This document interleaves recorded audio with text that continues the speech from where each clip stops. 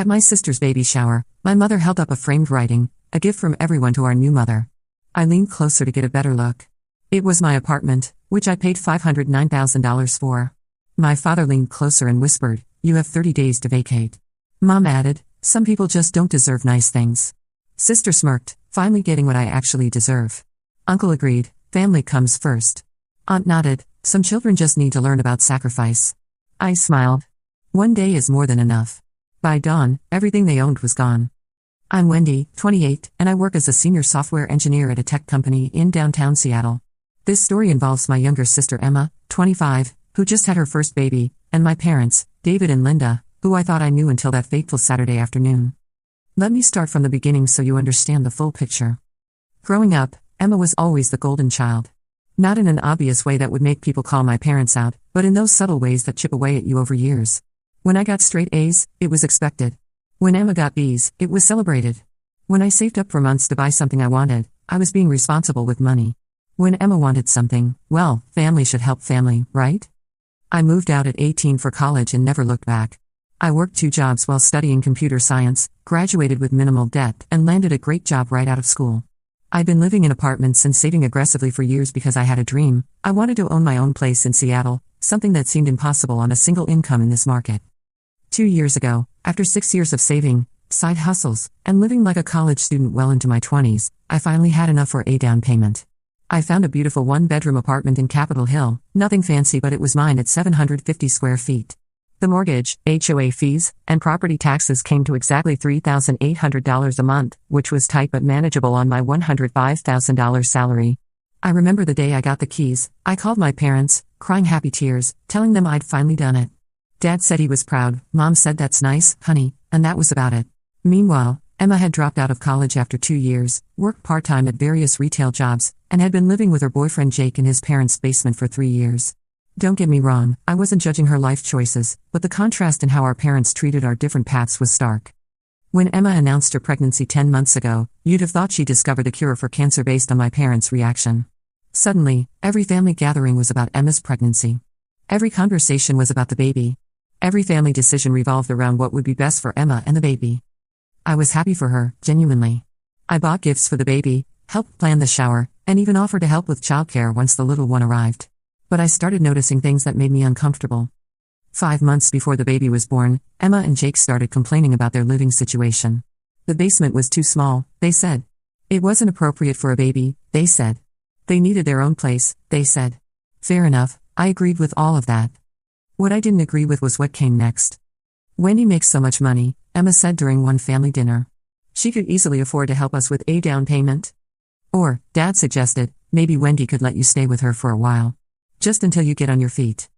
I explained that my apartment was a 1-bedroom, barely 650 square feet.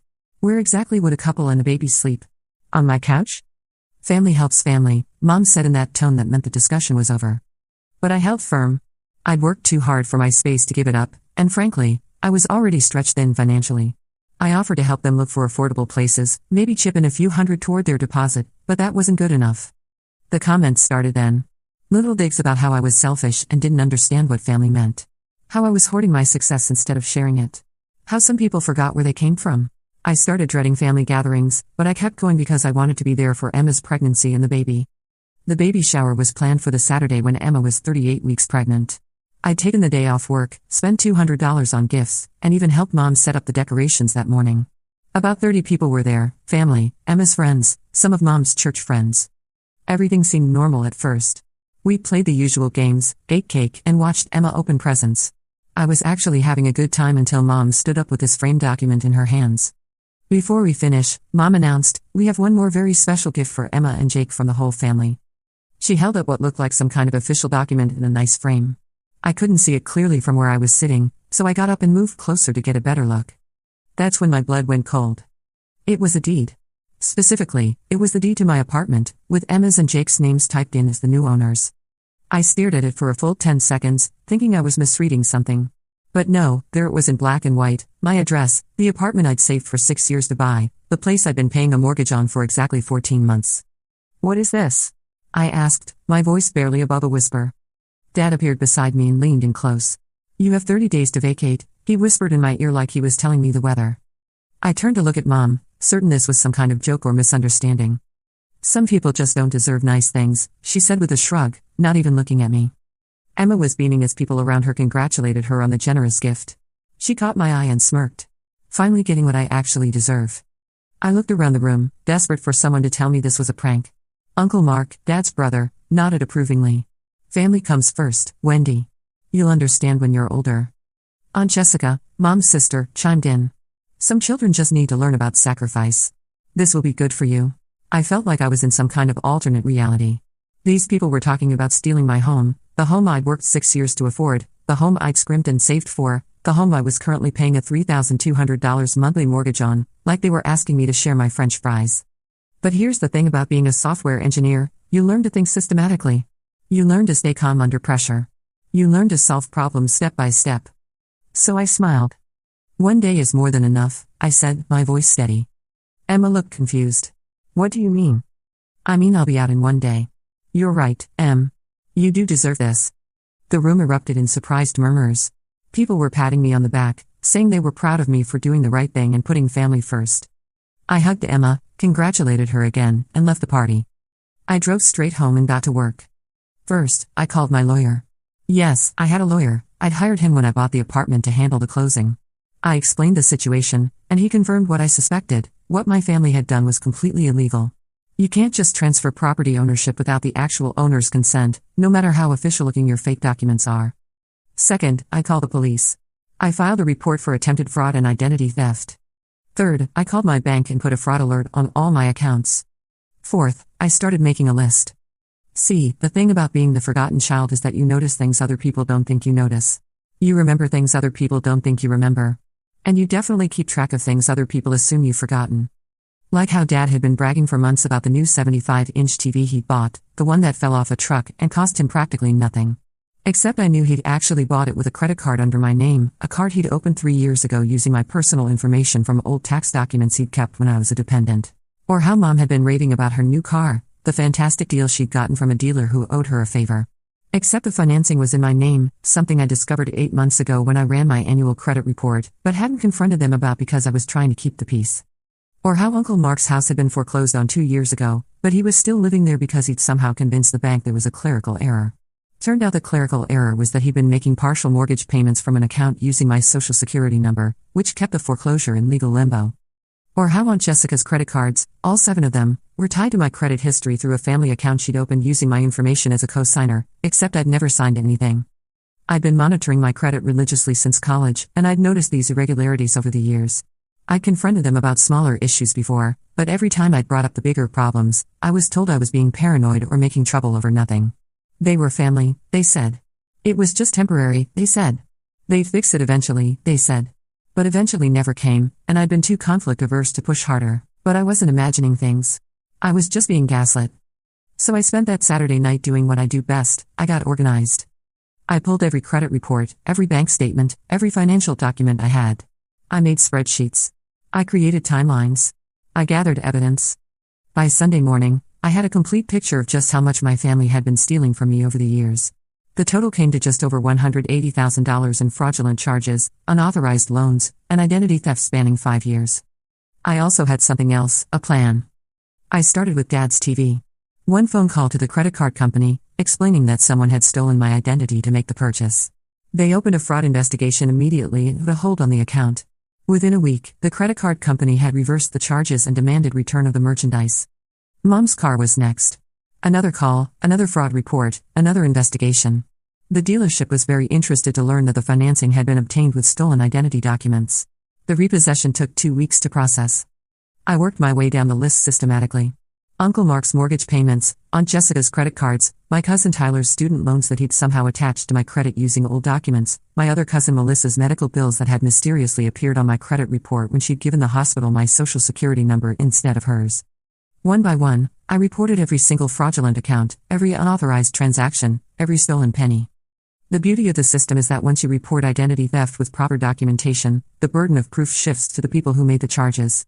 They have to prove they had permission to use your identity.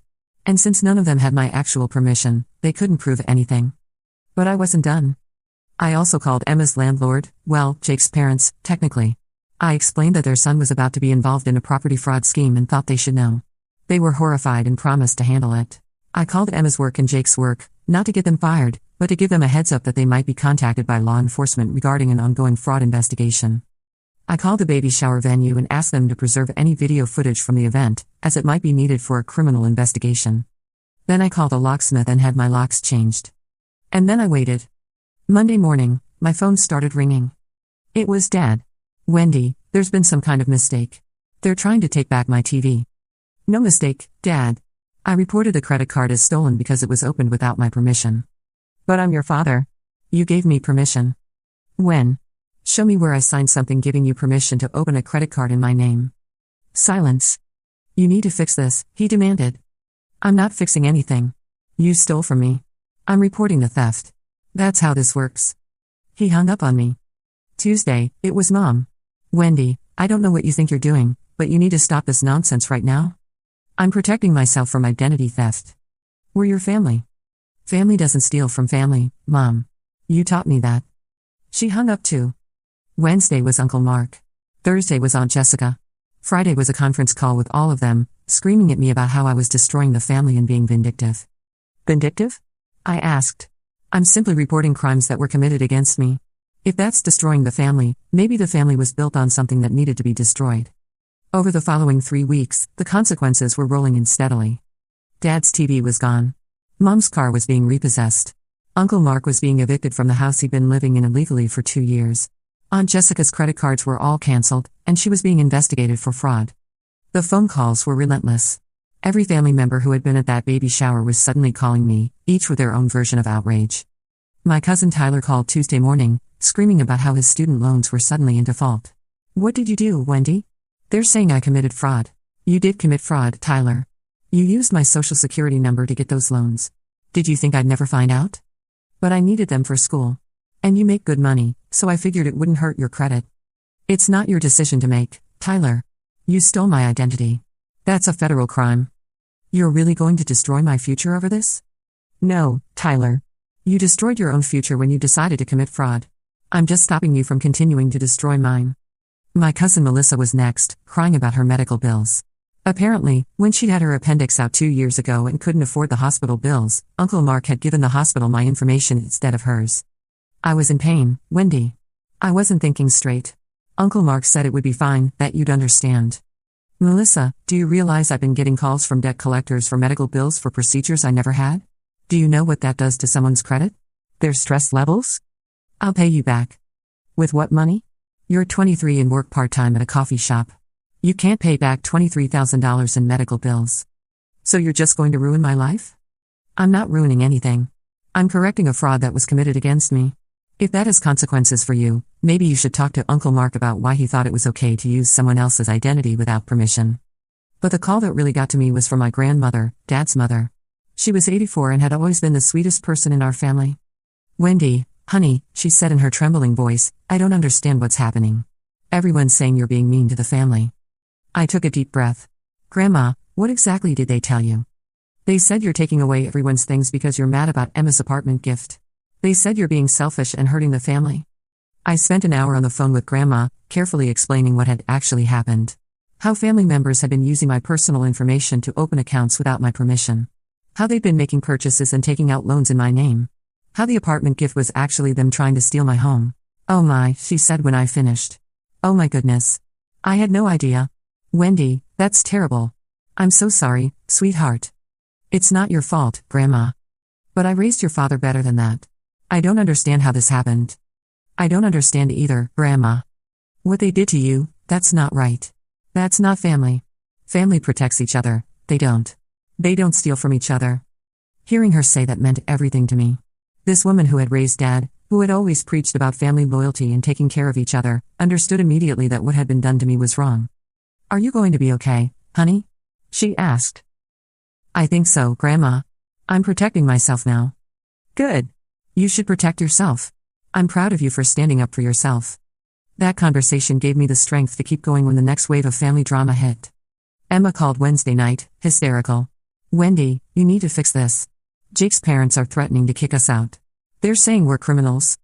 You're not criminals, Emma. But what happened at the baby shower was attempted fraud. But I didn't know. I thought it was real. Emma, let me ask you something. Did you ever, at any point, think to ask me about this apartment transfer? Did it ever occur to you to say, "Hey Wendy, are you really okay with giving us your home?" Silence. Did you ever wonder why I wasn't involved in planning this gift? Why I seemed surprised when Mom presented it? Why I looked upset? More silence. You didn't ask because you didn't want to know the truth. You wanted the apartment, and you were willing to take it even if it meant I lost my home. I was pregnant. I wasn't thinking clearly. Emma, being pregnant doesn't make you a different person. It doesn't change your moral compass. You saw an opportunity to get something you wanted, and you took it without caring how it affected me. I'm sorry. I said I'm sorry. What more do you want? I want you to understand that sorry doesn't undo the damage. I want you to understand that what happened at that baby shower showed me exactly how little you value me and my well-being. That's not true, isn't it? Emma, when Dad told me I had 30 days to vacate my own apartment, you smiled. When Mom said I didn't deserve nice things, you agreed. When they told me I needed to learn about sacrifice, you nodded along. You were happy to see me lose everything as long as you gained something. She was crying now. I didn't mean it like that. How did you mean it, then? I don't know. I was excited about having a place for the baby. I thought you'd be happy for me. Happy that you were taking my home? Emma, how does that make sense? I thought you'd understand. I thought you'd want to help. There's a difference between helping and being robbed, Emma. If you'd come to me and asked for help finding a place, or asked if I could contribute to a deposit, or asked for advice on apartments, I would have helped. But you didn't ask. You just took. Because I knew you'd say no. And there it was.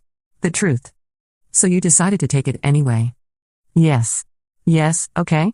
I decided to take it anyway because I needed it more than you did. Based on what? Based on the fact that I worked 60-hour weeks for 6 years to afford it? Based on the fact that I live within my means while you and Jake live beyond yours? Based on what calculation did you decide you needed my home more than I did? I have a baby. And I have a life, Emma. I have a job, and bills, and a mortgage, and responsibilities. Having a baby doesn't give you the right to other people's property. Family is supposed to help family. Help, yes. Enable, no. There's a difference between helping someone and allowing them to steal from you. The conversation ended with her hanging up on me, but not before she said something that really stuck with me. I hope you're happy. You chose money over family. I wasn't happy. I was exhausted and hurt and angry. But I also knew I was doing the right thing. The thing about financial abuse is that it's insidious. It starts small and builds over time. A credit card here, a loan there, a bill that somehow gets attached to your account. Each incident alone seems manageable, so you don't fight it. You tell yourself it's easier to just pay it and move on. You tell yourself that family is more important than money. But it's not really about the money. It's about respect. It's about boundaries. It's about whether the people who claim to love you see you as a person with rights and autonomy, or as a resource to be exploited. For years, I'd been treated as a resource. The successful daughter who could absorb financial hits. The responsible one who would always figure it out. The one who didn't really need her own money because she was good at making it. Nobody had ever asked if I wanted to be the family's financial safety net. They just decided I was, and then gotten angry when I tried to protect myself. Sitting in my apartment that Wednesday night, looking at the spreadsheets I created documenting years of theft, I realized something important. This wasn't about revenge. This was about survival. If I didn't protect myself, who would? If I didn't enforce boundaries, who would respect them? If I didn't value my own financial security, why would anyone else? The next morning, I got a call that changed everything. But the big one came 3 weeks after I'd filed the initial police report. I got a call from Detective Martinez with the Seattle Police Department. The investigation into the fake deed had led them to a larger pattern of identity theft and fraud. Apparently, my family had been running similar scams for years, not just on me but on other people too. Ms. Thompson, Detective Martinez said, "We're going to need you to come in and give a full statement. What your reports have uncovered here is part of a much bigger investigation we've been working on." That afternoon, I sat in a police station for 4 hours, walking through 5 years of financial abuse. I had documentation for everything, spreadsheets that showed patterns, evidence that painted a clear picture of systematic theft. This is one of the most well-documented cases of familial financial abuse I've ever seen, Detective Martinez told me. Your family is looking at serious charges, but building the cases will take time. Over the next 4 months, the legal process slowly ground forward. Dad, Mom, Uncle Mark, and Aunt Jessica were all arrested at different times as evidence was gathered. Emma and Jake weren't charged because they hadn't actually participated in the identity theft, but they were questioned extensively about the fake deed incident. The fake deed, by the way, turned out to be something Mom had paid a guy she knew from her church small group to create on his computer. She genuinely believed that if it looked official enough, it would somehow become legally binding. When I explained to the detective that my family had never had any legal claim to my apartment, and that there was still an active mortgage in my name, he looked at me like I was stating the obvious. "Ma'am," he said, "you can't just decide you own someone else's property and make fake documents. That's not how property ownership works." Apparently, this needed to be explained to my family. The court cases took 8 months to resolve. Dad pleaded guilty to identity theft and credit card fraud. He was sentenced to 18 months probation and ordered to pay restitution. Mom got the same. Uncle Mark, who had a prior record for check fraud, got 4 months in jail. Aunt Jessica got community service and probation. The restitution alone came to $180,000, but that didn't include penalties, interest, and legal fees. By the time everything was calculated, my family owed various creditors and institutions about $240,000. None of them could pay it. Dad and Mom lost their house. Uncle Mark was already homeless. Aunt Jessica had to move in with a friend. Emma and Jake, meanwhile, were dealing with their own problems. Jake's parents had kicked them out after learning about the fake deed scheme. Emma couldn't understand why everyone was being so dramatic about what she called just a misunderstanding. "I thought you'd given us the apartment," she kept telling anyone who would listen. "I thought it was a real gift." Except she couldn't explain why she thought I'd give her an apartment I was still paying a mortgage on, or why she thought I'd have no say in the matter, or why she'd never bothered to, I don't know, ask me about it. 2 months after the baby was born, Emma called me crying. "Wendy, I'm sorry," she sobbed. "I didn't know what they were doing. I thought you'd agree to it." "Emma, you were at the baby shower. You heard Dad tell me I had 30 days to vacate my own apartment. You heard Mom say I didn't deserve nice things. You told me you were finally getting what you deserved. How exactly did you think I'd agreed to that?" I don't know. I wasn't thinking clearly. I was pregnant and hormonal and everyone said you were being selfish and I wanted to believe them." "You wanted to believe them because it benefited you?" "Yes," she whispered. "Yes, I did. And I'm sorry. It was the first genuine apology I'd gotten from anyone in my family." "I don't know how to fix this," she continued. "Jake's parents hate us. We're staying in a motel. The baby cries all night and the walls are thin. I can't get a good job yet because I'm still recovering and need to pump every few hours. Jake's working double shifts, but it's not enough. And everyone's mad at us because of the thing with your apartment, but I still don't fully understand what happened." I explained what had happened. I explained about the identity theft, the fraud, the fake deed.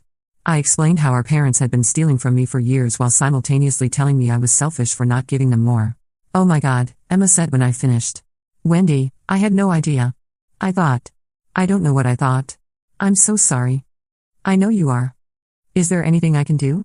Any way to fix this?" I thought about it for a long time. "Emma, I'm not going to pretend this doesn't change things between us. What happened at that baby shower showed me how you really feel about me and my life. You were perfectly happy to take my home away from me as long as you benefited. That's not something I can just forget." "I know. But you're my sister, and you have a baby, and I don't want you to be homeless." I told her about a low-income housing program I'd found that she and Jake qualified for. I helped her apply. I also helped her apply for WIC and other assistance programs. "I'm not giving you money," I made clear. "I'm not paying your bills or solving your problems for you. But I'll help you find resources and figure out how to solve your own problems." "That's more than I deserve." "Yeah, it probably is." 8 months later, Emma and Jake were in a subsidized apartment. It wasn't fancy, but it was clean and safe and affordable. Emma had gotten a part-time remote job doing data entry that worked around the baby's schedule. Jake was working full-time at a warehouse. They were making it work. Dad and Mom, meanwhile, were living in a one-bedroom apartment in a not-great part of town, both working retail jobs to try to pay their restitution. Uncle Mark was in a halfway house. Aunt Jessica was living with her friend and working at a call center. None of them had apologized to me except Emma.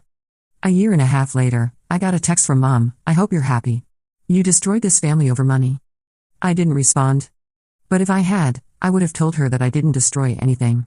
I just stopped pretending that what they built was legitimate. I stopped enabling their behavior. I stopped letting them steal from me while calling it love. The family was always broken. I just finally stopped pretending it wasn't. Today, Emma and I have a cordial but distant relationship. We text occasionally, mostly about the baby. I've met my nephew twice. He's beautiful and innocent and deserves better than the chaos his arrival caused.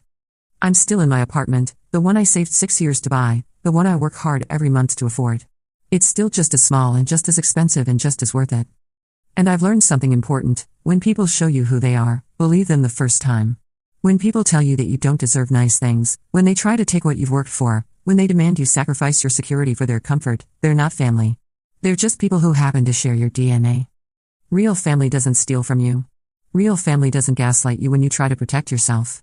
Real family doesn't try to take your home and then act like you're the villain for stopping them. I spent 28 years trying to earn their love and approval. It turns out what I needed to do was earn my own respect by refusing to accept their abuse. The apartment is quiet now. No more family drama, no more financial stress from their fraud, no more guilt trips about being selfish with money I earned.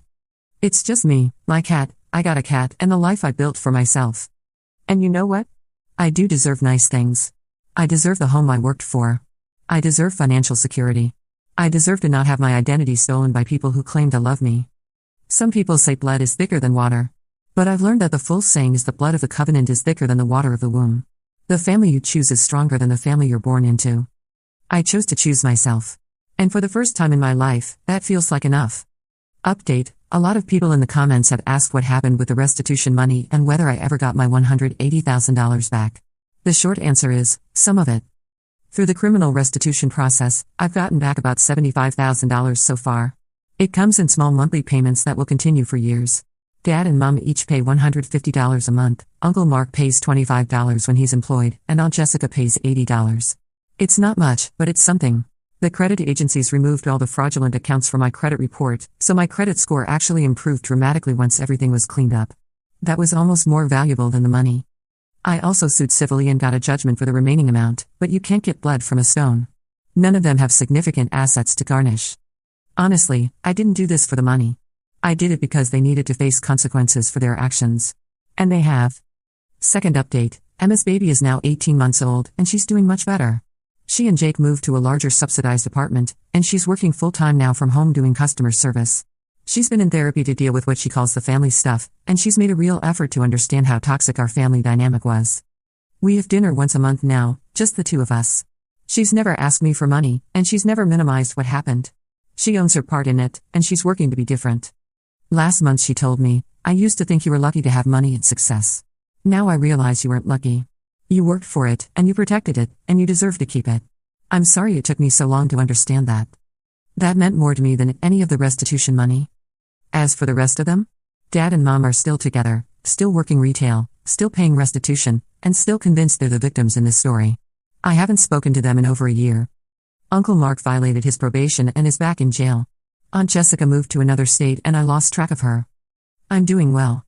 Got a promotion at work, bought some actual furniture for my apartment. It's amazing what you can afford when people aren't stealing from you, and I'm even dating someone. His name is Chris, he's a teacher, and when I told him this whole story, his response was, "Good for you for protecting yourself." It's nice to be with someone who thinks I deserve nice things. Life is good. Quiet, peaceful, and good.